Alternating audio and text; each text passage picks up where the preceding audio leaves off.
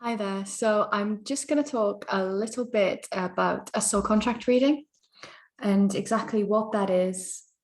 So a soul contract reading basically just goes to the essence of your life's purpose.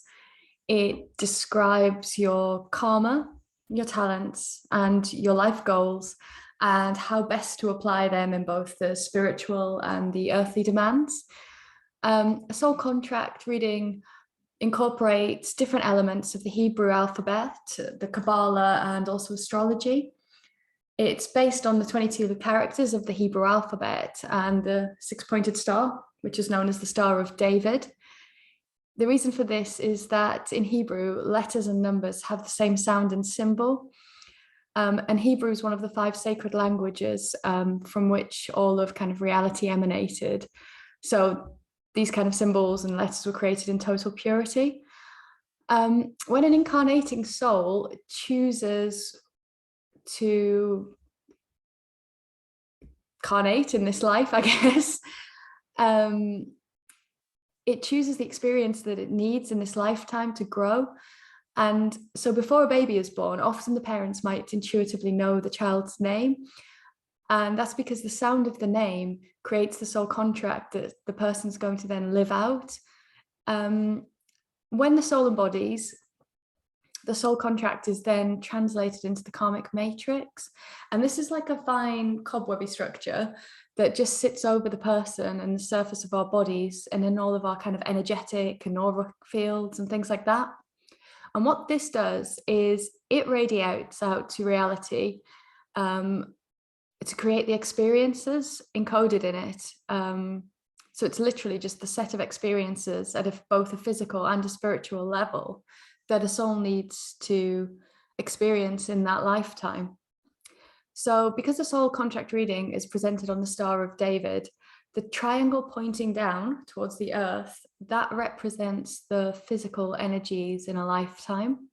And the triangle that is pointing upwards, that's pointing towards the universe, and that represents the spiritual energies. So each corner of that triangle also contains a different aspect, so karma, talents, and goals. And the karmic aspects are the life lessons that the soul has come to learn. A lot of people think that karma is a punishment. It's like, oh, they'll get their karma, but it's not a punishment. It's just lessons that we need to learn. And these run out, these run throughout the lifetime. At first, a lot of these karmic lessons can be extremely intense. But as you kind of transmute that karma and work through them, that intensity decreases. And it ends up, if you transmute enough of that these karmic aspects can actually become some of your greatest strengths for the personality. Then you've got the talent aspect.